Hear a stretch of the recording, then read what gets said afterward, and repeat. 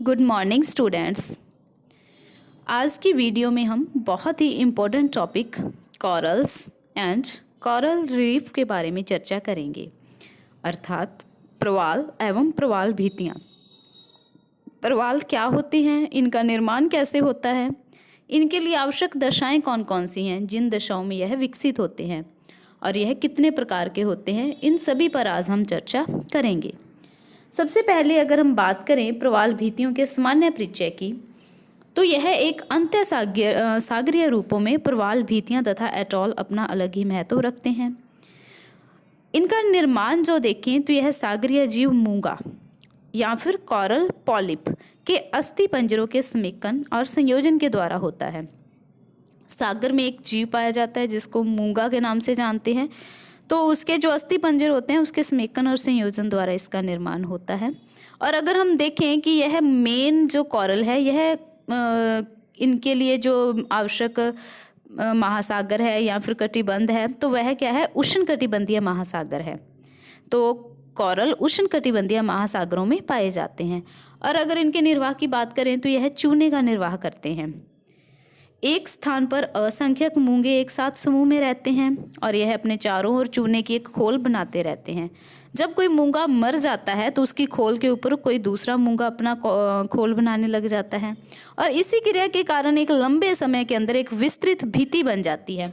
समझ रहे हो ना कि आप क्या कह रहे हैं, कि जैसे मान लो कोई एक मूंगा मर गया, फिर इसके ऊपर दूसरा, फिर तीसरा, ऐसे कर करके एक के ऊपर एक, जब ये मूंगा जीव मर जाते हैं तो एक के ऊपर एक जमा होते रहते हैं।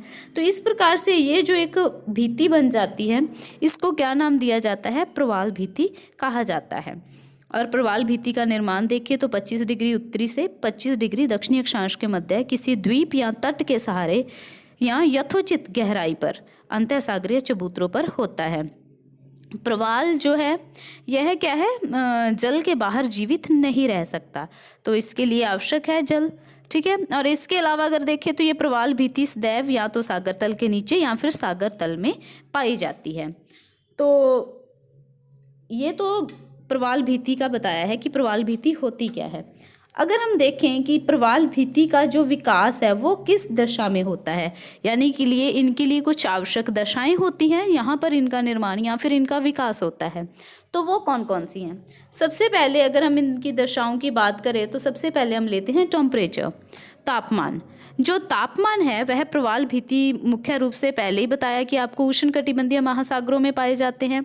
और इनके जीवित रहने के लिए अगर उच्चतम तापमान देखें तो यह जो उच्च तापमान, ठीक है ना, जो मतलब एक्यूरेट टेम्परेचर है वो कितना है, 20 डिग्री से 21 डिग्री सेल्सियस। तो इस चीज़ को ध्यान में रखना कि जो इसके लिए तापमान है, सही तापमान जो है वो 20 डिग्री से 21 डिग्री सेल्सियस के बीच में होता है। और ये चीज़ भी ध्यान रखने वाली है कि प्रवाल ना तो बहुत ज़्यादा गर्म जल में और ना ही बहुत ज़्यादा ठंडे जल में रह पाते हैं। अब इसके बाद अगर हम इसके सेकंड नंबर की बात करें तो वो है गहराई। गहराई जो है वो प्रवालों के लिए कम गहराई ही आवश्यक होती है। सामान्यतः अगर हम देखें फिट की बात करते हैं तो यह 200 से 250 फिट, ठीक है। इस चीज़ को देखना कि 200 से 250 फिट। अगर मीटर की बात करेंगे तो 60 मीटर से लेकर 77 मीटर के बीच की जो गहराई होती है वहाँ पर क्या है, प्रवाल मर जाते हैं, क्योंकि वहाँ पर प्रवाल तो मुख्य रूप से पाए जाते हैं, लेकिन अगर इनसे अधिक गहराई होती है तो वहाँ पर प्रवाल क्या हो जाते हैं, मर जाते हैं। तो वहाँ पर जो प्रवाल है वो मर क्यों जाते हैं, क्योंकि इससे अधिक गहराई पर जो सूर्य का प्रकाश है वह प्रविष्ट नहीं हो पाता है और इसके लिए जो मेन ऑक्सीजन है वह भी नहीं मिल पाती है। तो इसलिए अगर हम देखें आवश्यक रूप से जो प्रवालों का विकास है वह क्या है, कम गहराई में ही हो रहा है। 200 से 250 फीट या फिर 60 से 77 मीटर के बीच की गहराई में यह अधिक विकसित होते हैं। तो इसके बाद अगर हम नेक्स्ट बात करें तो वह है स्वच्छ जल। जल की बात करते हैं तो प्रवालों के विकास के लिए जो स्वच्छ जल है वह होना चाहिए। स्वच्छ जल यानी कि अवसाद मुक्त होना चाहिए, क्योंकि अवसादों के कारण जो प्रवालों का मुख है वह बंद हो जाता है और वह क्या हो जाते हैं, मर जाते हैं। तो ये चीज़ ध्यान रखने वाली है कि अगर कहीं पे अवसाद का जल के साथ मिश्रण नियमित रूप से होता है तो वहाँ प्रवाल का विकास हो सकता है। ठीक है ना, कि अगर मान लो कि कहीं कोई जल है जिसमें अवसाद नियमित रूप से क्या होता रहता है, मिश्रित होता रहता है, तो वहाँ पर तो प्रवाल बन सकते हैं क्योंकि वो जल के साथ मिश्रण हो रहा है उसका। लेकिन अगर पूर्णतः अवसाद वाला होगा तो वहाँ पर प्रवालों का विकास नहीं होगा। और अगर देखें जो जल गंदा होता है तो वहाँ पर भी प्रवाल क्या है, मर जाते हैं। इसके बाद अगर हम चर्चा करें नेक्स्ट पॉइंट की, तो वह है सागरीय लवणता। सैलिनिटी जो है वह अत्यधिक सागरीय लवणता प्रवालों के विकास के लिए हानिकारक होती है क्योंकि इसमें चूने के कार्बोनेट की कमी होती है, और जबकि चूना जो है वो प्रवालों का मुख्य भोजन होता है। ठीक है ना, अधिक लवणता होगी तो वहाँ पर चूने के कार्बोनेट की कमी हो जाएगी, और अभी आपको बताया कि जो चूना है वो प्रवालों का मुख्य भोजन है। ठीक है, तो इसलिए क्या है कि ज़्यादा लवणता जो है वो इनके लिए हानिकारक होती है। प्रवाल के समुचित विकास के लिए अगर हम औसत सागरीय लवणता की बात करते हैं तो इस चीज़ को ध्यान में रखना, 27। ये मैंने आपको जब लवणता टॉपिक करवाया हुआ है जो पिछली वीडियो में बना हुआ है, तो आप उसमें लवणता में देख सकते हो कि ये जो सिंबल है जैसे प्रतिशत लिखते हैं तो बस इसमें डिफरेंस है कि यहाँ पर 2 बिंदियाँ लग जाती हैं। तो इस जैसा जो सिंबल है ये लवणता को प्रदर्शित करने के लिए यूज़ किया जाता है। तो जो लवणता है वो 27 से लेकर 30 के बीच में होनी चाहिए। 27 से 30 के बीच जो सागरीय लवणता होगी वहाँ पर क्या है, प्रवालों का मुख्य रूप से विकास होता है। और इसके बाद अगर हम बात करते हैं सागरीय तरंगों और धाराओं की, तो जो सागरीय तरंगें और धाराएं हैं वो भी इसके लिए लाभदायक होती हैं क्योंकि इनके द्वारा प्रवालों के लिए भोजन आता है। ठीक है ना, जो ये खाने का भोजन है, अगर नई नई तरंगें जैसे मान लो आती हैं तो उनके साथ इनके लिए भोजन आ जाता है। और यही कारण होता है कि बंद सागरों में जो है वो प्रवाल कम पाए जाते हैं, क्योंकि खुले सागरों में तो तरंगों के प्रवाह के धाराओं के कारण क्या है, वहाँ पर भोजन आता रहता है, लेकिन जो बंद सागर होते हैं तो वहाँ पर प्रवाल कम मिलते हैं। और एक बात जो मैंने अभी आपको बताई थी कि स्वच्छ जल इनके लिए लाभदायक होता है, लेकिन अगर पूर्ण रूप से स्वच्छ जल होता है तो वो इनके लिए हानिकारक होगा। पूर्णतः स्वच्छ जल नहीं होना चाहिए, क्योंकि मुहाने के पास अगर जो नदियों का मुहाना होता है वहाँ पर अगर देखें तो वहाँ पर प्रवाल कम पाए जाते हैं। और वहीं अगर हम बात करते हैं इनमें लैगून में, तो ये लैगून में जीवित प्रवाल नहीं मिलते हैं, परंतु सागर की ओर इनका विकास तेजी से होता है। तरंगे तथा जो धाराएं होती हैं यह भी प्रवाल भित्तियों के आकार के निर्धारण में सहयोग करती हैं। ठीक है, तो इसके अलावा अगर देखिए तो जो गोलाकार प्रवाल भित्ति होती है उसका निर्माण भी इससे होता है, जबकि प्रवाल भित्ति और स्थल के बीच में अगर देखें गतिमान सागरीय भाग की, तो इनका आकार बाहर की ओर निकली हुई लंबी लंबी शाखाओं के रूप में होता है। इसके बाद अगर हम बात करें नेक्स्ट की, तो वो है अंतःसागरीय चबूतरे। चबूतरों में देखें तो प्रवाल का जो विकास है वो अंतःसागरीय चबूतरों में आवश्यक होता है। इनके ऊपर प्रवाल अपना घरौंदा बनाते हैं, और इनमें देखें तो अंतःसागरीय चबूतरों की जो स्थिति है वो सागर तल के ऊपर 50 फैदम, ठीक है ना, फैदम में सागर की गहराई का नाप लिया जाता है। 50 फैदम, या इसको आप नॉर्मल लैंग्वेज में 300 फीट बोल सकते हैं, तक होनी चाहिए।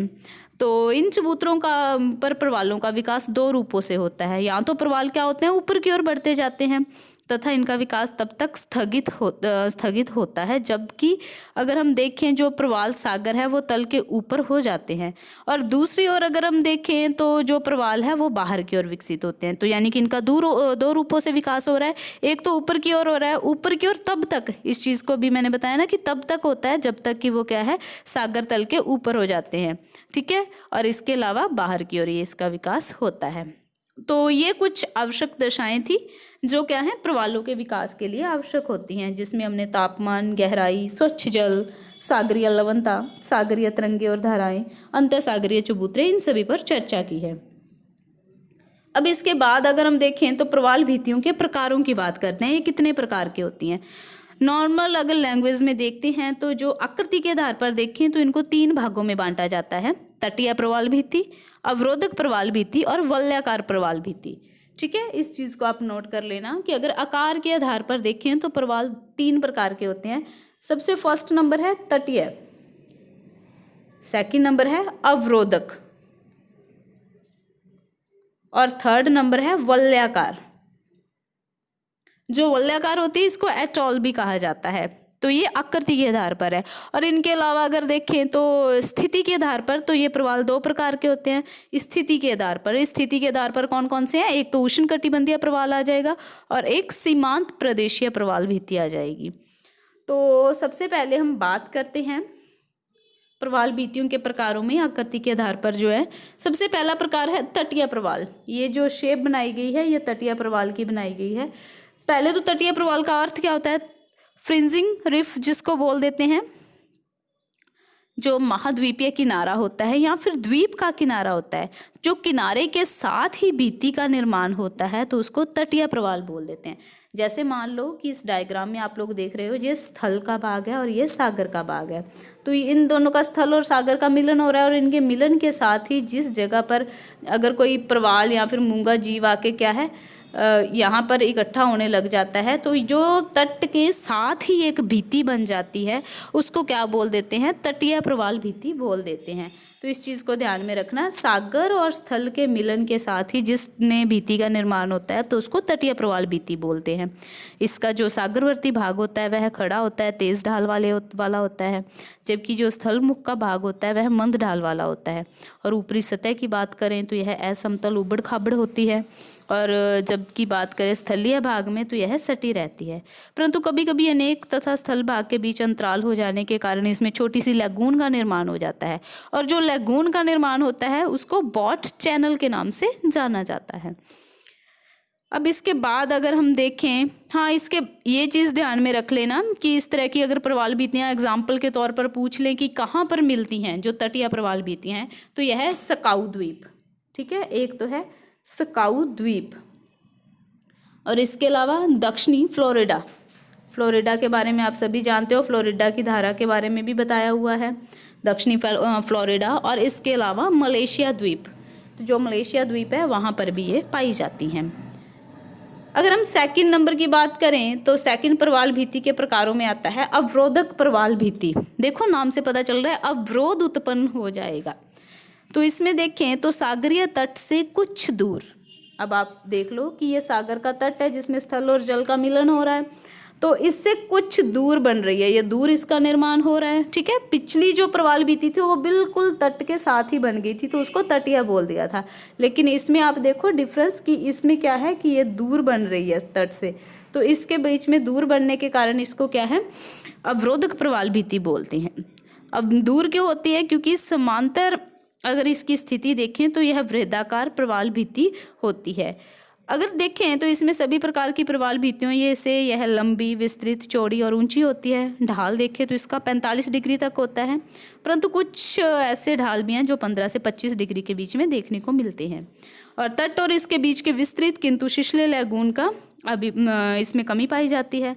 अवरोधक प्रवाल भित्तियाँ लगातार अविच्छिन्न रूप से नहीं मिलती हैं, वरन अगर इसकी बात करें तो ये स्थान स्थान पर टूटी होती हैं, जिसका कारण क्या है?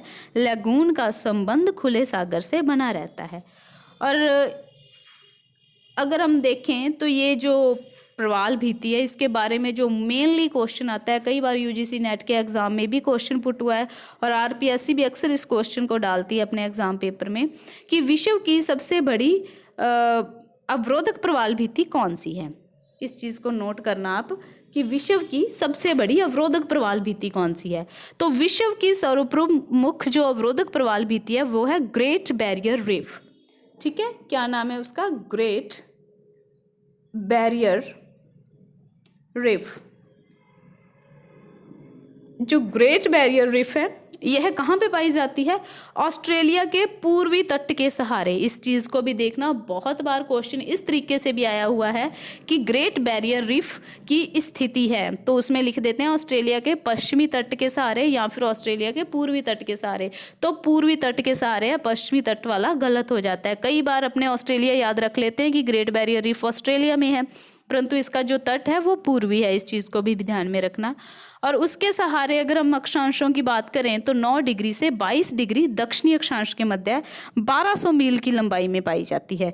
1200 मील यानी कि 1920 किलोमीटर। ठीक है, 1920 किलोमीटर में यह पाई जाती है। और इसका उत्तरी सिरा जो है वो 80 मील तथा दक्षिणी सिरा 7 मील दूर है। और अगर इसमें देखें तो जगह जगह पर ये प्रवाल भित्तियाँ टूटी हैं, जिसका मेन कारण क्या है, लैगून का संबंध खुले प्रशांत महासागर से हो जाता है। तो अवरोधक प्रवाल भित्ति यानी कि अवरोध है इसमें भी, तट से ये दूर निर्मित हो रही है। और विश्व की सबसे बड़ी अवरोधक प्रवाल भित्ति ग्रेट बैरियर रीफ है, जिसकी स्थिति है ऑस्ट्रेलिया के पूर्वी तट के सहारे। तो ये चीज़ मेन जो है आपने नोट करनी है। इसके बाद अगर हम बात करते हैं थर्ड प्रकार के प्रवाल भित्ति के प्रकार की, तो वो है एटॉल। जो एटॉल है इसका क्या है निर्माण जो है, ये घोड़े की नाल या फिर मुद्रिका के आकार वाली प्रवाल भित्ति को एटॉल प्रवाल भित्ति कहा जाता है। जैसे घोड़े की नाल होती है तो उस शेप में जब इसका निर्माण होता है। इसकी स्थिति देखें तो यह प्राय द्वीप के चारों ओर या फिर जलमग्न पठारों के ऊपर अंडाकार रूप में पाई जाती है, परंतु इसका कोई ना कोई भाग खुला अवश्य रहता है और इसके बीच में लैगून होते हैं। और इसकी गहराई देखें तो 40 से 70 फैदम तक होती है। और इसमें जो मेन नोट करने वाली बात है कि इसकी ऊपरी सतह पर क्या है, ताड़ के वृक्ष पाए जाते हैं। ये जो वृक्ष आप लोगों को दिख रहे हैं ये किस चीज़ के हैं, ताड़ के वृक्ष पाए जाते हैं। ये भी बहुत बार क्वेश्चन पुट हुआ है कि एटॉल जो प्रवाल भित्ति है, ATOLL एटॉल, एटॉल जो प्रवाल भित्ति है वहाँ पर किन वृक्षों की प्रधानता होती है या कौन से वृक्ष पाए जाते हैं, तो वो ताड़ के वृक्ष हैं। एटॉल में भी देखें तो ये 3 प्रकार के होते हैं, जिसमें हम सबसे पहले फर्स्ट नंबर की बात करें, वे एटॉल जिनके बीच में द्वीप नहीं पाया जाता है, केवल वलयाकार श्रेणियाँ पाई जाती हैं। ठीक है ना। कुछ एटॉल ऐसे होते हैं जिनके बीच में, जैसे कि इनके बीच में द्वीप नहीं पाया जाता है, और कुछ एटॉल ऐसे होते हैं जिसके मध्य में द्वीप पाया जाता है। जैसे मान लो कुछ एटॉल सीधे ही आ गए, मतलब उसके बीच में द्वीप नहीं होगा, लेकिन कुछ एटॉल ऐसे होते हैं जिसके बीच में क्या है, द्वीप पाया जाता है। और कुछ एटॉल ऐसे होते हैं जिसके मध्य में पहले तो द्वीप नहीं होता है, परंतु बाद में सागरीय तरंगों के द्वारा जब उसका अपरदन होता रहता है या फिर निक्षेपण होता रहता है तो उसके कारण क्या है, उसमें द्वीप का निर्माण हो जाता है। तो इस प्रकार से देखें तो प्रवाल जो है इसको एटॉल, द्वीप या प्रवाल भी कहा जाता है। अगर इनमें एग्जाम्पल के तौर पर देखें तो मुख्य रूप से ये एंडलीज सागर में, लाल सागर में, इंडोनेशिया के सागर में, चीन सागर में और ऑस्ट्रेलिया के सागर में अधिक रूप से पाए जाते हैं। और बहुत बार आता है कि प्रसिद्ध एटॉल कौन सी है, तो प्रसिद्ध जो एटॉल है वो है फुराफुटी की एटॉल। ठीक है, तो ये तो थे प्रवाल भित्तियों के प्रकार।